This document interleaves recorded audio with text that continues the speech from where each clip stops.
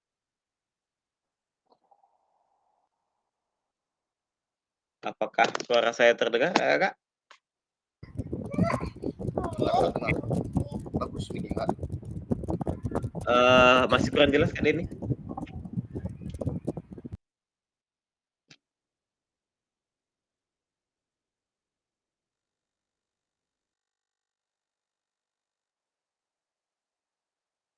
Halo Kak, halo.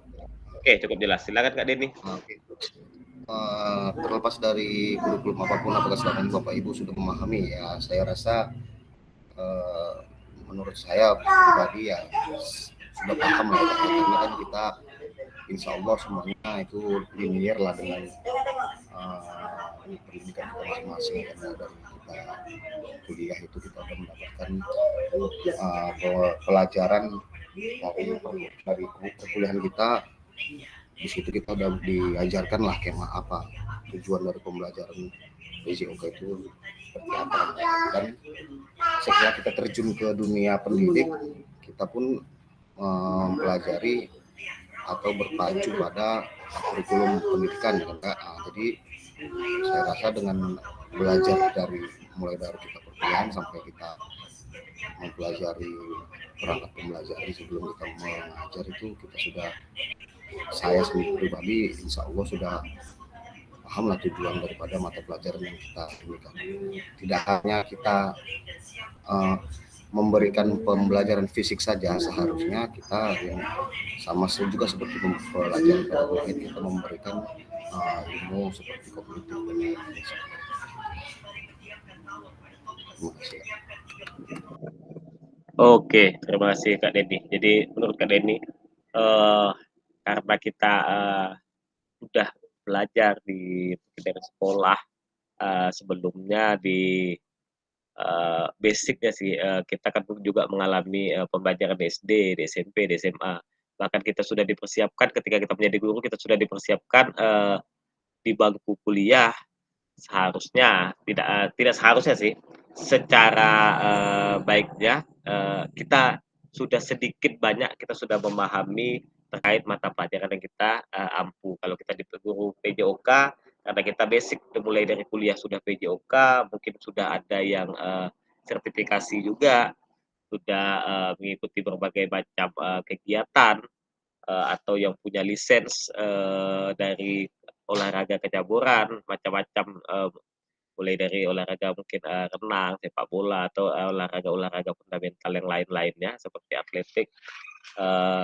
Kita seharusnya kita sudah paham sedikit banyaknya tentang acuan mapel PJOK ini yang seharusnya. Baik, terima kasih.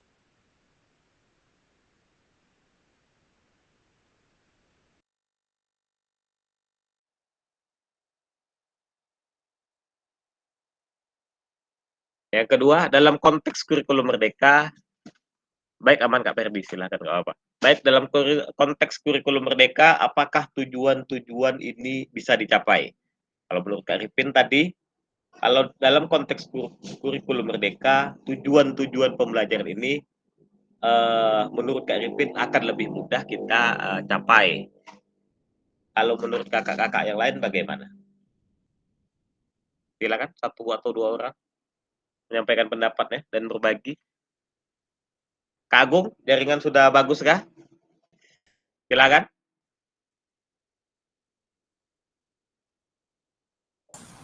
Belum Kak, suaranya masih macet-macet. Di sini sudah oke kok Kak Agung, aman kayaknya. Di sini suara Kak Agung sudah cukup jelas daripada suara Kak Denny tadi. Boleh Kak Agung, silakan.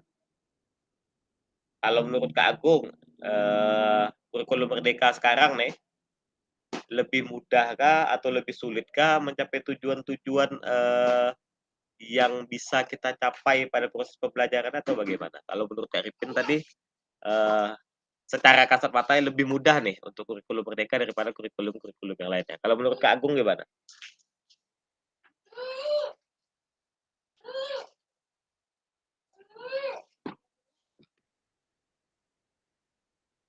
Atau Kak Asrul, gimana Kak Asrul?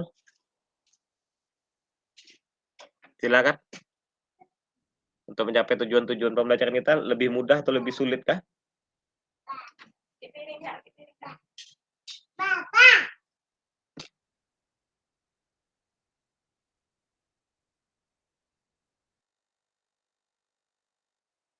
Siapa? Siapa ya? Kak Suwardi, gimana Kak Suwardi? Menurut Kak Suwardi?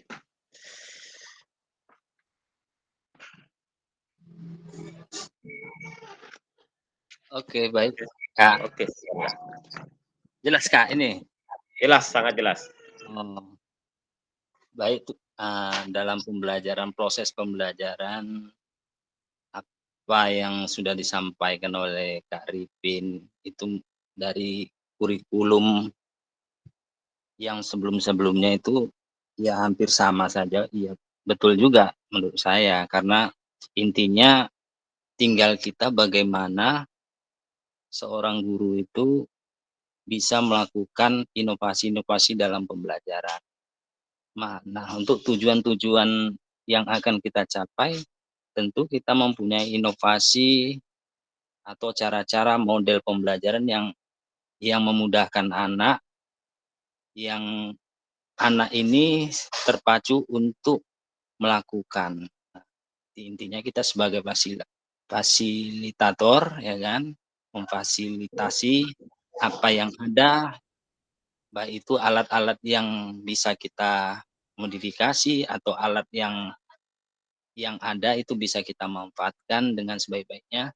Jadi tujuan apa yang akan kita capai itu bisa tercapai. Itu aja, Pak. Baik, terima kasih Kak Suwardi. Sangat baik sekali. Jadi menurut Kak Suwardi, pada dasarnya, pada hakikatnya semuanya, apapun kurikulumnya, sebenarnya nyaris sama saja, tujuan arahnya sama seperti disampaikan Kak Ripin di awal tadi, bahwa pembelajarannya nyaris hampir mirip-mirip juga. Di SD ada sepak bola, mungkin hanya perkenalan saja, di SMP juga ada materi sepak bola, di SMA juga ada, mungkin di SD melalui gerak lokomotor dan gerak manipulatif, nanti di SMP lebih ditajamkan lagi, di SMA lebih kepada spesifik lagi bagaimana anak-anak bisa memodifikasi aturan, lebih tahu aturan, bagaimana mereka memodifikasi permainan. Jadi kalau untuk mengantar ke tujuan yang ingin dicapai tadi, kita punya terminal-terminalnya nih untuk capaian pembelajaran akan kita pecah pada tujuan-tujuan yang lebih kecil-kecil lagi. Menurut Kak Suwardi tadi, bagaimana cara kita menginovasi proses aktiviti pembelajaran kita, memodifikasi aktivitas pembelajaran kita, itu kembali lagi kepada kita selaku fasilitator. Jadi tujuannya sudah ada, busnya sudah ada yaitu sekolah, penumpangnya sudah ada yaitu peserta didik, guide-nya tergantung cara kita membawa bagaimana kegiatan atau proses di dalam bus itu menjadi lebih menarik hingga mereka tidak terasa sampai ke tujuan atau tidak ada beban, tidak ada penumpang yang muntah di dalam itu, di dalam bus tersebut, tetapi mereka ceria, berproses sama-sama, mereka tidak terasa bahwa mereka sudah sampai kepada tujuan yang ingin mereka capai. Kalau lebih seperti itu. Terima kasih Kak Suwardi. Kita lanjut. Memahami tujuan umum penting sebagai acuan untuk memahami muara akhir pembelajaran. Untuk mencapai tujuan umum ini, pemerintah sudah menurunkannya ke dalam KP dan mempersilahkan guru atau satuan pendidikan untuk menurunkannya lagi ke dalam TP. Jadi kita sudah disiapkan capaian pembelajaran atau CP yang dibuat oleh pemerintah melalui Kemendikbud. Jadi tugas kita hanya menurunkan capaian tersebut kepada TP atau tujuan pembelajaran.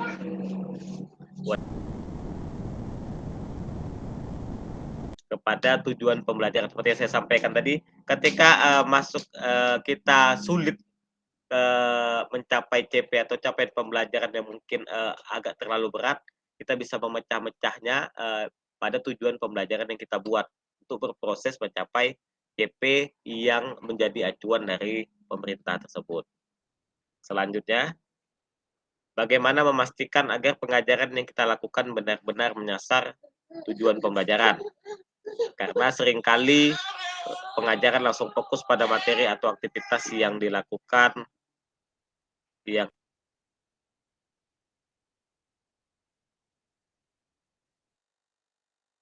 Oke, sorry. Bagaimana memastikan agar pengajaran yang kita lakukan benar-benar menyasar tujuan pembelajaran? Karena seringkali pengajaran langsung fokus pada materi atau aktivitas yang harus dilakukan murid. Menurut Kakak ada solusi nggak bagaimana cara kita memastikan agar pengajaran yang kita lakukan benar-benar menyasar tujuan pembelajaran? Silakan Kakak-kakak. Ada satu lagi silakan pendapatnya. Satu atau dua orang kembali. Kakak yang belum tadi ada Kak Suwardi, ada Kak Ripin, Kak Deni. Kalau Kak Jumi masih dalam proses pemulihan. Kak Iqbal, gimana Kak Iqbal? Silakan Kak Iqbal.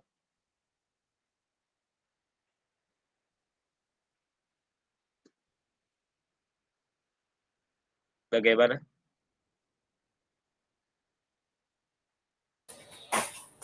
Halo, halo. Halo, silakan Kak Iqbal. Ya, ini mungkin menurut saya saja ini Kak Fasil ya. Bagaimana memastikan agar pengajaran yang kita lakukan benar-benar menyasar tujuan pembelajaran? Karena seringkali pengajar langsung fokus pada materi atau aktivitas apa yang harus dilakukan. Kalau untuk waktu mungkin sekarang 2 JP, ya ini terbilang kurang juga untuk berleha-leha di awal-awalnya dengan games atau dengan ice breaking. Nanti kalau kebanyakan di situ kita langsung ketinggalan atau tertunda waktu untuk aktivitas intinya. Jadi makanya kalau saya kadang kalau di kelas menunggu mereka berganti baju, menunggu dengan aktivitas mereka yang cukup ya berleha-leha juga lah. Jadi ketika sudah siap, maka saya langsung saja ke inti pembelajarannya. Jadi agar tidak tertunda-tunda lagi untuk minggu-minggu selanjutnya. Itu kalau saya Kak Fasil. Mohon maaf kalau kurang Kak Fasil. Oke, mantap Kak Iqbal. Jadi kendala awalnya mungkin waktu yang kurang ya. Pertama kali waktu yang kurang, waktu disediakan hanya 2 JP. Di 2 JP tersebut di situ kita menunggu murid ganti baju, menunggu mereka berbaris untuk pendahuluan, persepsi, absensi dan yang lain-lainnya cukup makan waktu juga. Jadi itu sih kendalanya kenapa tiba-tiba kegiatan kita lebih langsung mengarah kepada kegiatan intinya saja itu sepengalaman Kak Iqbal. Atau ada kakak-kakak yang lain ada tipsnya?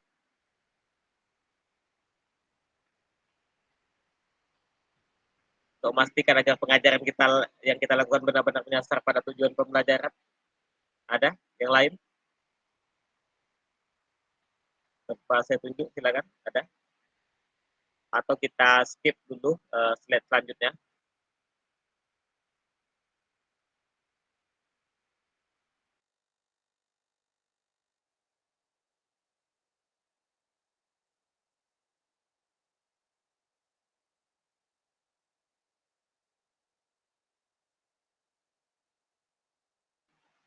Oke, kita lanjut aja ke slide berikutnya. Proses backward design dalam pengembangan kurikulum secara umum melalui 3 tahap di bawah ini. Yang pertama, mengidentifikasi capaian pembelajaran. Yang kedua, menentukan metode penilaian. Yang ketiga, merencanakan pengalaman belajar dan strategi pembelajaran. Jadi ada 3 secara umum tahapan untuk proses backward design. Yang pertama, mengidentifikasi capaian pembelajaran. Yang kedua, menentukan metode penilaian. Yang ketiga, merencanakan pengalaman belajar dan strategi pembelajaran. Backward design di sini sendiri adalah desain mundur untuk membuat perencanaan pembelajaran. Pesan kunci, backward design merupakan proses sistematis yang memastikan kesesuaian kurikulum dengan capaian pembelajaran yang diinginkan. Backward design juga pada akhirnya membantu guru menyelaraskan antara tujuan, langkah pembelajaran, dan penilaiannya. Jadi backward design ini sangat-sangat membantu kita untuk menyelaraskan antara tujuan, langkah pembelajaran, serta asesmen atau penilaian yang akan kita lakukan pada aktivitas pembelajaran. Aktivitas 2, penyusunan program PJOK. Yang kedua, kurikulum berbasis standar, manakah yang benar definisi di bawah ini? Yang pertama, kurikulum merupakan seperangkat aktivitas untuk penguasaan keterampilan, itu no. Yang kedua, buku teks peserta didik dapat dikatakan adalah suatu kurikulum, juga salah. Kurikulum adalah suatu standar untuk mengetahui apa yang peserta didik harus pelajari, meliputi keterampilan, pengetahuan, dan sikap. Jadi kurikulum berbasis standar itu ialah kurikulum merupakan suatu standar untuk mengetahui apa yang peserta didik atau siswa harus pelajari, meliputi keterampilan, pengetahuan, dan sikap. Berarti kognitif, afektif, dan psikomotor siswa. Setelahnya, komponen kurikulum pada satuan pendidikan pelaksana kurikulum merdeka. Yang pertama, struktur kurikulum. Yang kedua, capaian pembelajaran. Yang ketiga, pembelajaran dan asesmen. Yang keempat, penggunaan perangkat ajar. Yang kelima, kurikulum satuan pendidikan. Komponen kurikulum satuan pendidikan dikembangkan dan digunakan di satuan pendidikan terdiri dari karakteristik satuan pendidikan, visi misi dan tujuan satuan pendidikan, pengorganisasian pembelajaran dan perencanaan pembelajaran. Kurikulum satuan pendidikan itu kalau kita kenalnya KOSP, kurikulum operasional satuan pendidikan. Jadi untuk kurikulum satuan pendidikan itu kita yang buat sendiri, sekolah yang membuat sendiri, yang dikembangkan dan digunakan di satuan pendidikan, yang isinya ada karakter satuan pendidikan, ada visi, misi, dan tujuan satuan pendidikan, serta pengorganisasian pembelajaran dan perencanaan pembelajaran di satuan pendidikan atau di sekolah kita masing-masing. Mengapa kurikulum operasional berbeda antara satuan pendidikan? Agar bermakna, kurikulum operasional satuan pendidikan dikembangkan sesuai dengan konteks dan kebutuhan peserta didik dan satuan pendidikannya. Ini bisa menjadi kabar gembira, Bapak dan Ibu dapat menyusun program yang relevan dengan kultur gerak di mana peserta didik tinggal. Jadi keistimewaan adanya KOSP ini, kurikulum operasional satuan pendidikan ini, setiap sekolah akan memiliki kurikulum yang berbeda, sekolah satu dengan yang lainnya. Jadi itu kita kembangkan, kita menyusun KOSP. Mungkin ada kakak-kakak yang menyusun atau sebagai tim penyusun kurikulum operasional satuan pendidikannya bisa berbagi. Jadi di KOSP ini bagaimana kita mengembangkan kurikulum tersebut sesuai dengan konteks, sesuai dengan kebutuhan sekolah kita masing-masing. Jadi kita sebagai guru olahraga, partisipasi kita pada KOSP atau kurikulum operasional satuan pendidikan kita bisa menyusun kultur gerak di mana peserta didik tinggal. Jadi bagaimana tergantung lingkungan, budaya di tempat sekolah kita tinggal. Di tempat kakak di SMA, di SMP, dan di SD tentu saja berbeda. Bahkan sesama SD juga tentu saja berbeda. Di lingkungan sekolahnya berbeda, masyarakat sekolahnya berbeda, SDM peserta didiknya juga berbeda, bahkan SDM guru juga berbeda. Ada kakak yang selaku tim penyusun KOSP atau dilibatkan sebagai tim penyusun yang mau berbagi? Kak Perdi gimana? Ada SMA dan SMP mau berbagi terkait KOSP? Kak Perdi, silakan. Di tempat saya hujan cukup lebat, jadi agak berisik. Silakan Kak Perdi. Ada?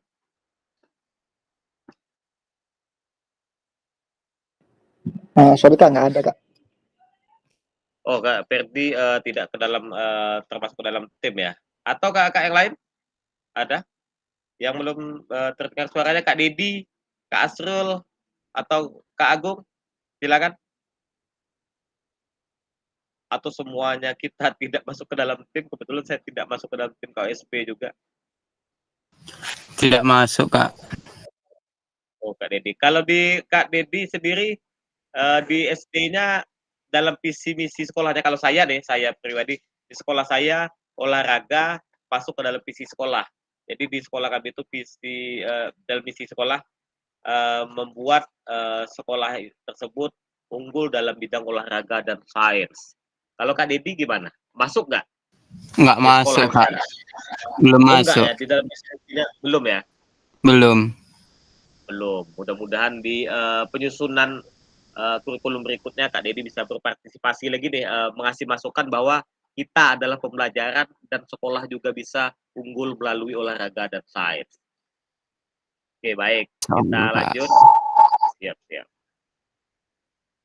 Mari berbagi cerita pada saat Bapak Ibu menyusun kurikulum PJOK. Yang pertama, bagaimana kakak selama ini merancang program PJOK sebagai bagian dari pengembangan kurikulum mata pelajaran PJOK?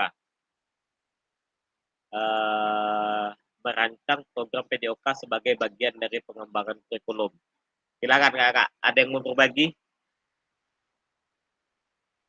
Bagaimana kakak selama ini merancang program PJOK sebagai bagian dari pengembangan kurikulum mata pelajaran PJOK? Silakan, satu orang saja. Bergantian. Atau ada yang mau jadi volunteer? Mendahulukan. Silakan.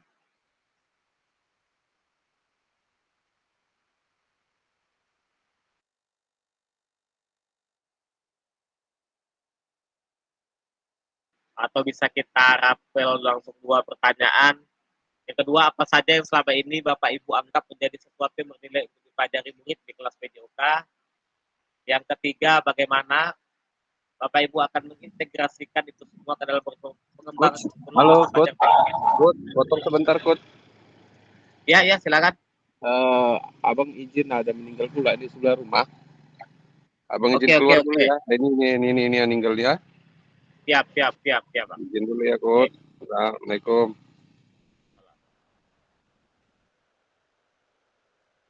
Oke, kakak silakan. Apa saja yang mengalah selama ini kakak dan anggap menjadi sesuatu yang bernilai untuk dipelajari murid di kelas PJOK? Yang paling bernilai deh. Kita mulai dari yang SMA dulu. Kak Agung, Kak Iqbal, atau Kak Ferdi, atau Kak Jumbi? Kak Jumbi masih kondisi pemulihan. Kak Agung lah, Kak Agung saya belum dengar suara dari tadi. Silakan Kak Agung. Karena di tempat saya agak hujan. Atau Kak Ferdi yang mau berbagi di lingkup SMA, sekolah menengah atas, yang menjadi bernilai untuk belajar ini sedikit pertanyaannya agak sedikit bingung ini Kak. Maksudnya ini bernilai yang bagaimana ini Kak maksudnya? Gimana Kak? Ini kan di sini kan apa saja yang selama ini Bapak dan Ibu anggap menjadi sesuatu yang bernilai untuk dipelajari murid di kelas PJOK. Maksudnya bernilai dalam segi yang gimana nih maksudnya Kak?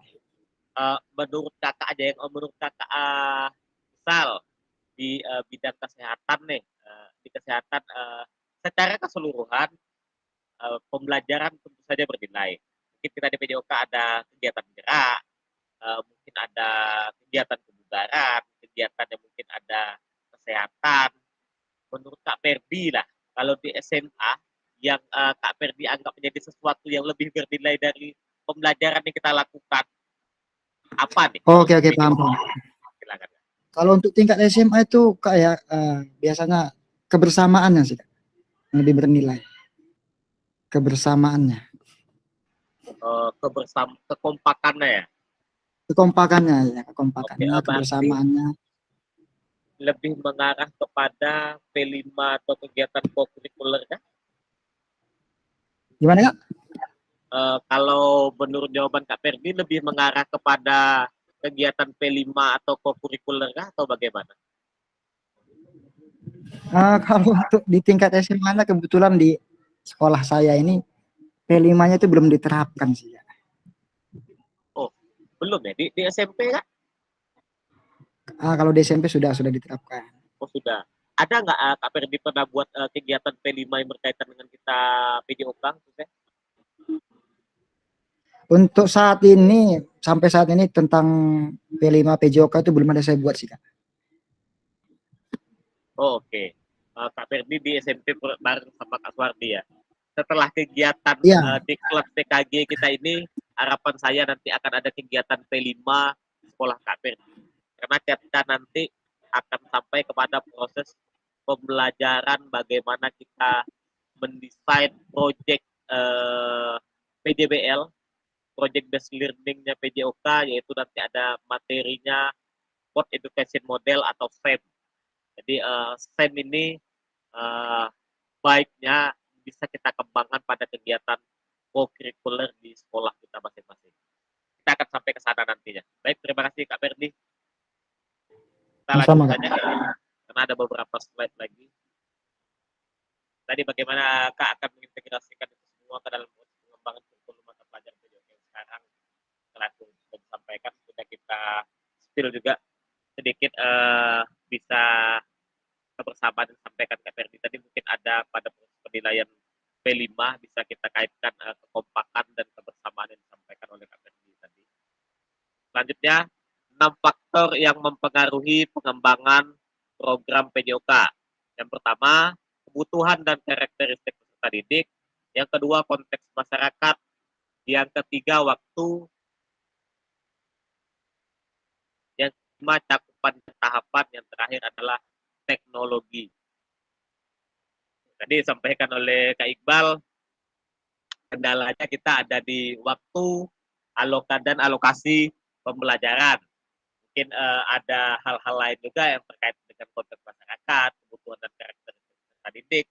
Mungkin jumlah peserta didik cukup banyak dengan waktu yang tidak mencukupi, seperti disampaikan Kak Iqbal, tidak mencukupi untuk kita mencapai tujuan pembelajaran dengan baik.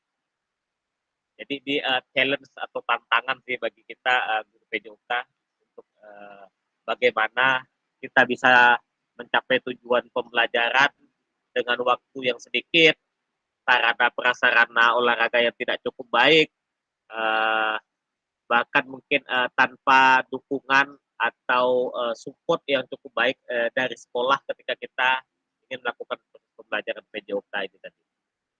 Oke. Aktivitas 3, karakteristik utama kurikulum merdeka dan artikulasi KHD atau Ki Hajar Dewantara dalam pendidikan nasional. Menurut Kak, kata kunci apa yang berulang kali kita telah bahas dalam mengembangkan kurikulum PJOK? Apa nih kata kunci ya Kak? Dari 2 aktivitas tadi, kata kuncinya yang sering kita ulang-ulang dari tadi, kalau untuk mengembangkan kurikulum PJOK menurut Kak apa nih kata kuncinya? Satu saja, silakan. Boleh di kolom chat. Kata kunci apa yang berulang kali kita telah bahas dalam mengembangkan kurikulum PJOK? Silakan, Kak.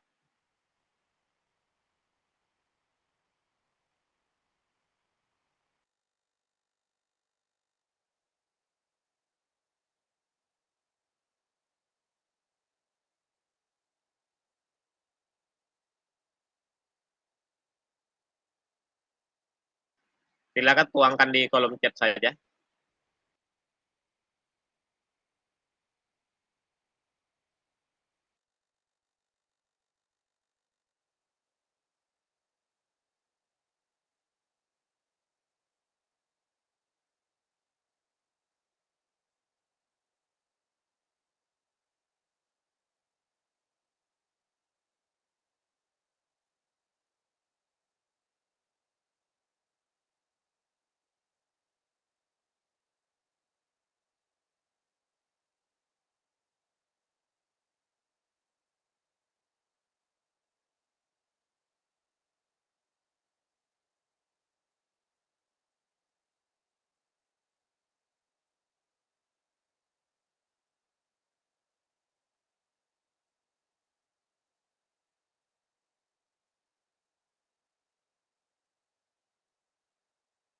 Oke, ada Kak Suwardi, capaian pembelajaran.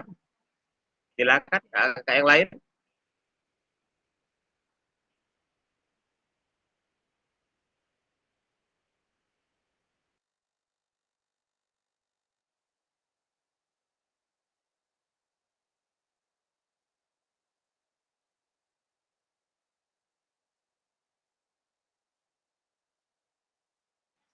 Kak Ferdi, manfaat pembelajaran. Kakak-kakak yang lain silakan.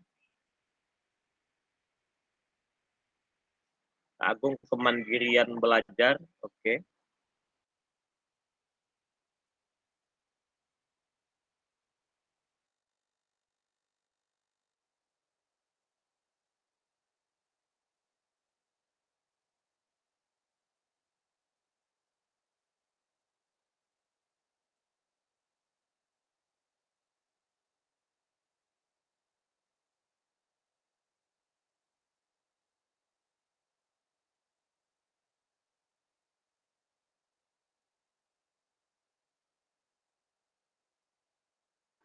Oke, Kak Iqbal, tujuan pembelajaran. Jadi ada Kak Gal juga, proses pembelajaran.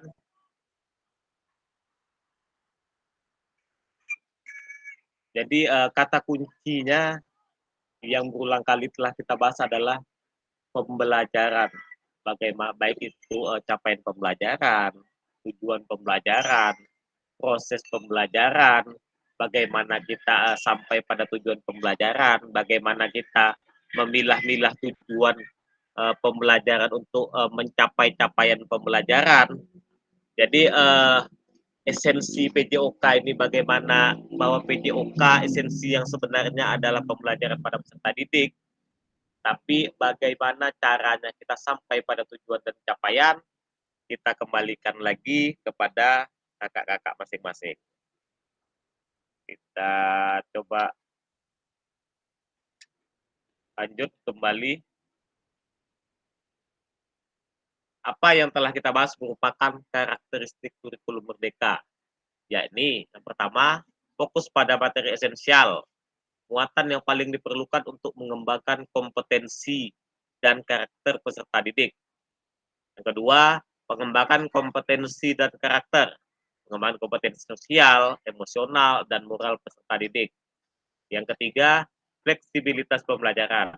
Kurikulum dapat disesuaikan dengan kebutuhan pengembangan kompetensi peserta didik, karakteristik satuan pendidikan, dan konteks lingkungan sosial budaya setempat.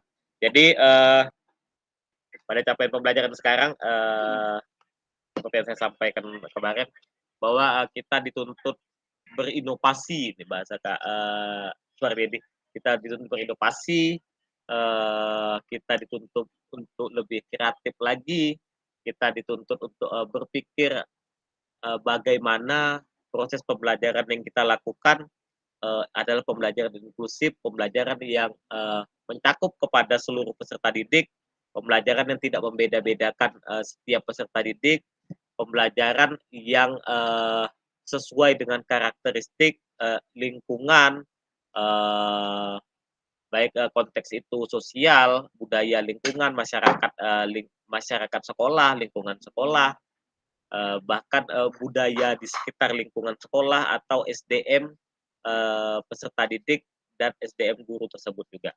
Jadi bagaimana kita membuat aktivitas pembelajaran tersebut hingga sampai kepada tujuan pembelajaran yang mau kita buat, yang kelak nantinya tujuan-tujuan yang kita pilih ini tadi akan mencapai capaian pembelajaran yang diminta oleh pemerintah. Tapi pemerintah hanya menyediakan capaian, bagaimana cara kita menuju capaian tersebut itu kembali kepada kita masing-masing lagi. Jadi kita tidak dituntut harus A, harus B, atau harus C. Kita bisa memilih jalan kita masing-masing. Yang penting proses pembelajaran yang kita lakukan itu adalah pembelajaran kepada peserta didik, dan peserta didik merasakan atau menikmati bahwa pembelajaran yang kita lakukan adalah pembelajaran yang bermakna, pembelajaran melekat kepada peserta didik, hingga akhirnya mereka menikmati proses pembelajaran yang kita lakukan selama kegiatan pembelajaran yang kita lakukan di sekolah. Oke, selanjutnya mari kita diskusikan pemikiran Ki Hajar Dewantara secara lebih jauh dan mengaitkannya dengan karakteristik kurikulum merdeka. Ini dia pemikiran Ki Hajar Dewantaranya. Ki Hajar menggarisbawahi bahwa pendidikan adalah menuntun segala kodrat yang ada pada anak-anak agar mereka dapat mencapai keselamatan dan kebahagiaan yang setinggi-tingginya, baik sebagai manusia maupun sebagai anggota masyarakat. Oleh sebab itu, pendidik hanya dapat menuntun tumbuh atau hidupnya kekuatan kodrat yang ada pada anak-anak agar dapat memperbaiki lakunya, bukan dasarnya, hidup dan tumbuhnya kekuatan kodrat anak. Menurut Ki Hajar Dewantara, menuntun kodrat pada anak-anak itu kita hanya sebagai fasilitator, sebagai pendamping mereka berproses. Kita pendidikan ini secara yang disampaikan oleh Ki Hajar Dewantara ini, menurut filosofinya bahwa berkaitan dengan yang disampaikan oleh Albert Einstein bahwa setiap anak adalah unik, setiap anak adalah unlimited. Kita tidak bisa menilai anak-anak kita atau membandingkan anak-anak kita, peserta didik kita dengan sekolah yang lain, peserta didik yang satu dengan yang lain, karena mereka bisa mencapai tujuan dengan proses mereka masing-masing. Kita hanya menuntun mereka, mendampingi mereka berproses. Jadi, tapi bagaimana mereka mencapai tujuan tersebut, itu kitalah yang membuat desainnya, desain aktivitasnya, desain asesmennya, itu kembali kepada kita masing-masing sebagai pendidik di sekolah kita. Kalau menurut kakak-kakak deh,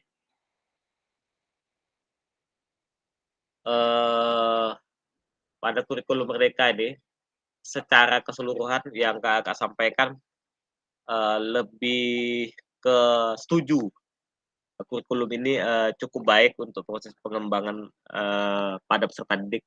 Ada nggak kira-kira dari kakak-kakak yang kontra pada kegiatan pembelajaran atau proses kurikulum yang kita jalani sekarang ini? Silakan kakak-kakak. Menurut sepengalaman kakak, oh kalau yang sekarang ini beban kita di sini nih. Kalau Kak Iqbal sampaikan bahwa di jam waktu pembelajaran atau jam pelnya terlalu sedikit, 2 JP, kita harus mencapai tujuan pembelajaran, mungkin cukup memakan pikiran bagaimana cara kita mendesain aktivitas pembelajaran itu mulai dari pendahuluan, inti, dan penutup, sampai kepada tujuan pembelajaran kita. Selain terkendala waktu, apa nih rasa kakak-kakak yang agak berat? Silakan kakak.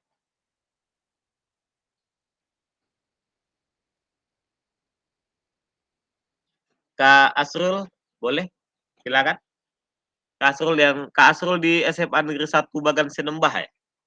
Boleh Kak Asrul berbagi untuk kapasitas SMA Negeri 1 Bagan Sinembah, sekolah yang secara sarana prasarana saya lihat cukup mumpuni.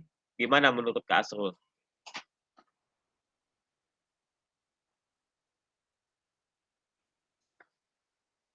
Ada? Kak Asrul, silakan.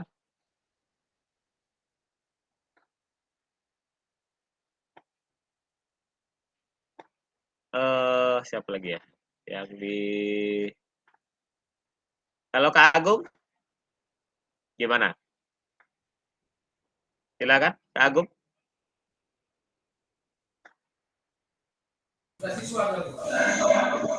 Oke, baik. Kalau menurut saya pribadi, tadi Pak Iqbal bilang waktu ya. Benar, kalau kendala Pak Iqbal waktu deh. Ya, kalau saya pribadi kendala saya sih murid terlalu banyak sih. Satu kelas itu di sini hampir 38. Jadi kalau untuk menunggu anak mengganti baju itu sekitar 20 menit sudah habis sih, Kak, kalau menurut saya. Jadi kalau untuk belajar dalam waktu 2 JP kurang sih. Itu aja sih kalau menurut pribadi saya ya di sini ya, di SMA 1 ya. Itu deh jumlah siswa, waktu, strategi Kak Agung, Kak Iqbal, Kak SMA ini gimana tuh? Cara mengakalinya untuk agar minimal capai lah. Kalau Kak Iqbal ini saya cut nih Kak kegiatan pendahuluannya, saya langsung ke kegiatan inti saja untuk capai tujuan pembelajaran tadi. Kalau Kak Agung gimana strateginya? Strateginya kalau misalnya dia masuk setelah istirahat, dia itu di istirahatnya saya minta untuk mengganti baju. Biasa seperti itu. Oke. Jadi kalau misalnya kita ambil di 2 GP itu dia mengganti baju, tidak cukup Pak waktunya untuk belajar kan gitu. Tapi kalau misalnya saya suruh mereka mengganti baju di jam istirahat pertama, kemungkinan masih bisa lah untuk memaparkan materi-materi yang saya ajar gitu.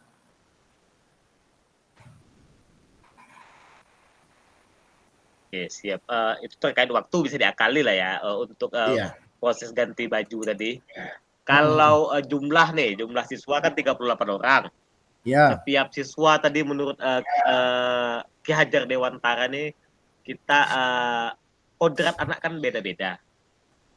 Kalau anak laki-laki, walaupun kita tidak bisa membantah secara alamiahnya bahwa laki-laki itu akan lebih suka bergerak, khususnya pada olahraga yang lebih banyak gerak, kayak sepak bola, voli, olahraga-olahraga yang banyak mengandung gerak lah, selain senam.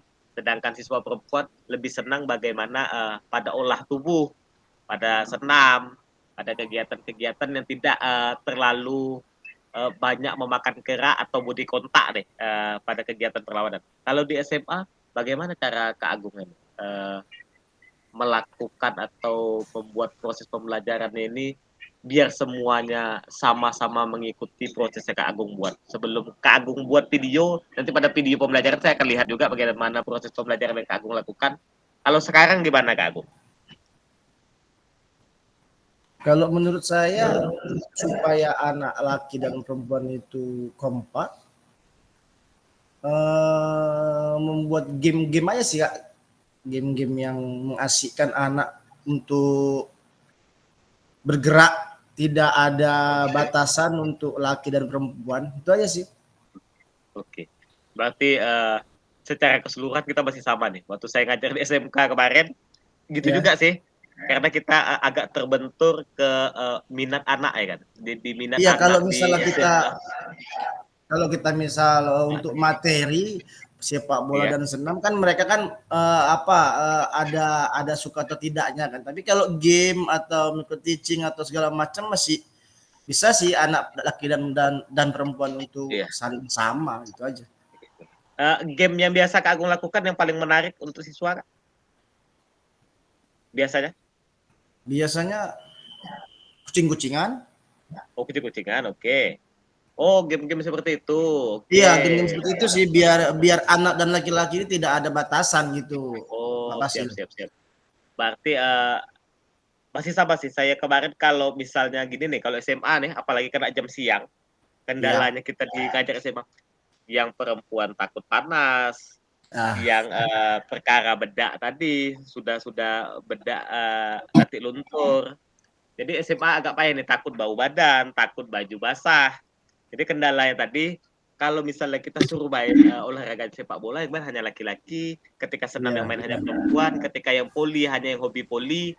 Jadi lebih ngarah ke situ. Jadi kegiatan olahraga SMA ini memang lebih spesifik. Tapi harus kita garis bawahi setelah kegiatan diklat ini, bahwa kita tidak mengajarkan siswa sepak bola, kita tidak mengajarkan siswa bermain voli, kita tidak mengajarkan siswa atletik, tapi kita bagaimana caranya siswa berproses atau siswa bergerak melalui olahraga. Olahraga sendiri, baik voli, sepak bola, dan yang lain-lainnya. Kayak Kak Agung lakukan juga seperti itu. Kalau terbentur ketika menyampaikan materi hanya game seperti game hitam hijau, karena kita balik jadi kayak SD lagi deh, kegiatan geraknya lebih ke lokomotor, non lokomotor, dan manipulatif. Kita bisa modifikasi dengan benda, mungkin menggeser bola ke belakang, setelah itu lari balik lagi. Gitu ya Kak Agung ya. Iya. Oke. Waktu pun susah Pak. Kak Sigit gimana Kak Sigit? Oh, saya waktu Pak serba salah. Kalau pagi orang tua olahraga, guru-guru senior pagi pun bahasa udah bahasa lama lagi gantinya nanti kan. Terus kalau olahraga siang, tahu lah kalau panas-panas udah malas gitu kan. Jadi bingung. Jadi prosesnya gimana tuh sekarang Kak Sigit? Karena kalau di WK ya, saya sebelum Kak Sigit saya ngalami juga hampir 5 tahun di WK, karena kalau panas luar biasa di lapangan tengah yang di bawah itu panas luar biasa. Terus proses ganti baju anak-anak juga agak payah, apalagi Kak Sigit ini Aduh, Kak Sigit ini kendalanya di SMK ada jurusan akuntansi, ada yang itu total lebih banyak perempuan daripada laki-laki. Ngakalinya lah Kak Sigit untuk akuntansi dan perkantoran sekarang. Terbang. Gimana Kak Sigit? Ngakalinnya Kak Sigit? Justru kalau yang perempuan yang agak muda, Pak. Oh iya, lebih mudah sekarang. Kayak gimana tuh? Maksudnya ya gampang lah kalau diajak untuk bermain dia apa kan. Kalau saya kan ya contohnya yang perempuan saya kok sepak bola saya latih, memang saya ajari passing gitu kan untuk di sekolah segala macam. Memang pemanasan dulu. Maksudnya dulu muda, tapi kok udah laki-laki ini begitu jam selesai, jam 7 selesai, payah ngaturnya. Jadi guru-guru lain olahraga terus gitu ada mereka. Payah juga lah. Cukup paham saya kendala Kak Sigit ini. Jadi kalau ATP dan TKR olahraga mereka nggak mau berhenti deh. Jadi mengganggu jam mata pelajaran selanjutnya, apalagi tidak di jeda istirahat. Bahkan banyak tidak ganti baju, ketika masuk pasti banyak di kantin. Kendalanya masih sama seperti ya kayak Kak Sigit ya. Ketika tidak didampingi akan kebablasan. Kalau yang cewek cenderung lebih mudah. Mungkin faktor guru olahraganya masih muda juga harus ya kayaknya. Ya Kak Sigit. Lagian pun di WK jamnya payah lah Pak. Nanti bisa ada 1 les, baru besoknya 2, baru besok ada 1 jamnya. Jadi kok bisa terpotong itu gimana? Jadi satu kelas itu bisa masuk 2 kali gitu?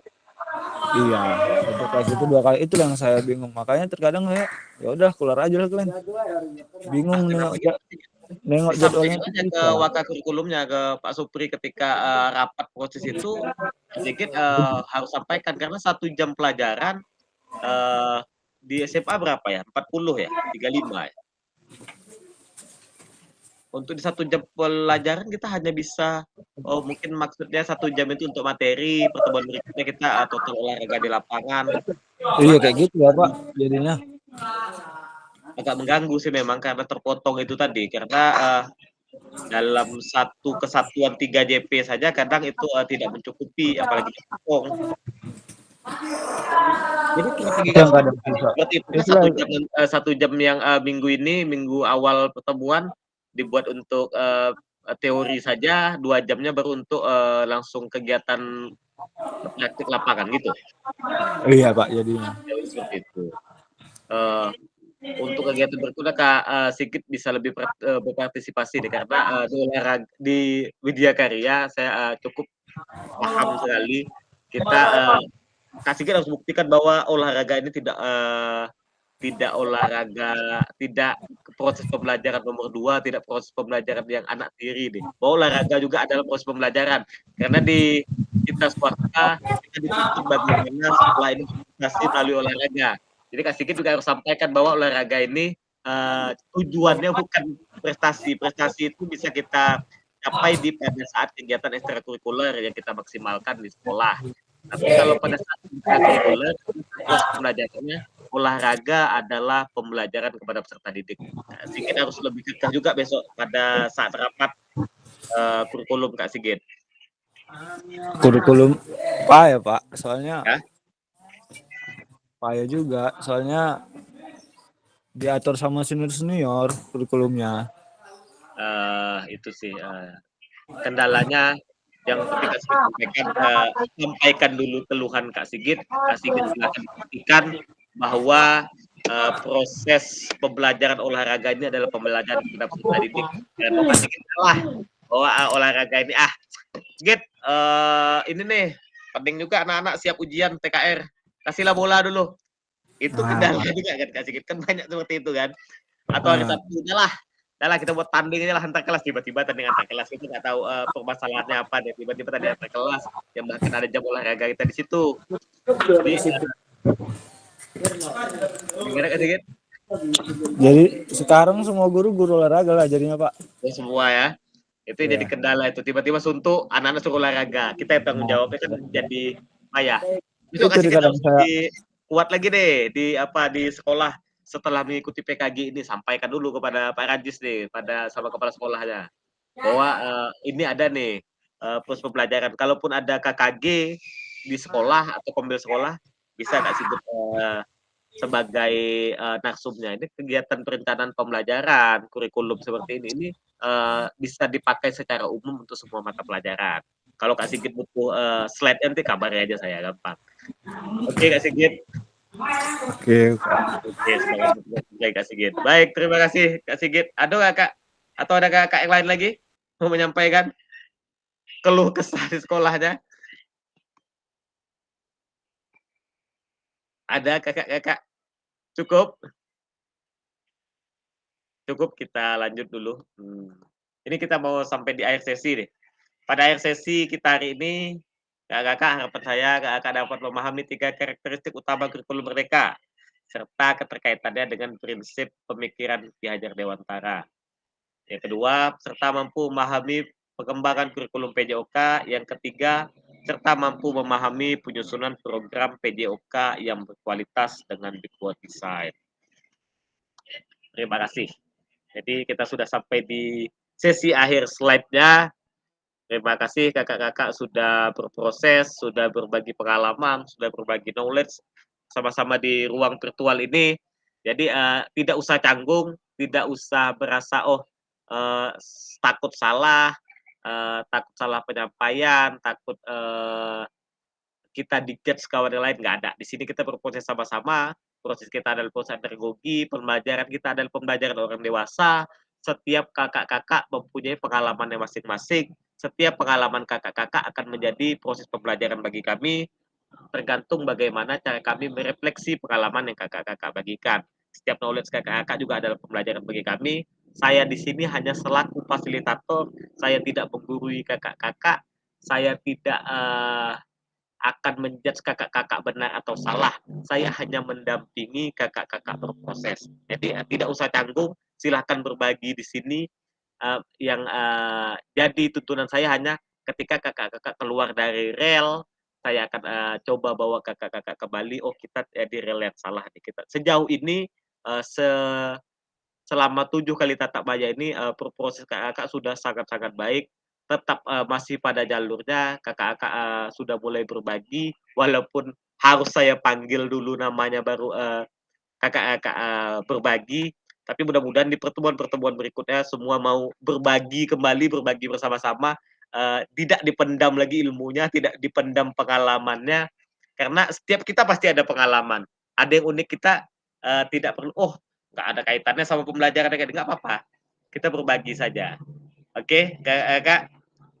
Untuk sebelum kita tutup, silakan doa Kak Ferdi, semuanya silakan on cam kakak. Bantu doa Kak Ferdi, silakan. Siapa yang mau ditunjuk untuk doa hari ini?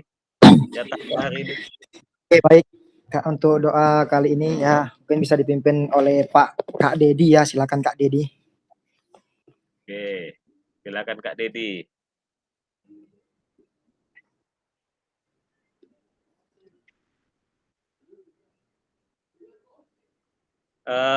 Masih mute Kak Dedi? Kak Dedi on cam-nya Kak, on cam, mute suara. Untuk mengambil berkah pertemuan kita hari ini, marilah kita berdoa di dalam hati menurut kepercayaan dan kepercayaan kita masing-masing. Berdoa mulai. Doa selesai. Terima kasih Kak. Terima kasih Kak Dedi. Baik, terima kasih Kak Dedi, terima kasih Kak Ferdi, terima kasih Kak hebat semuanya.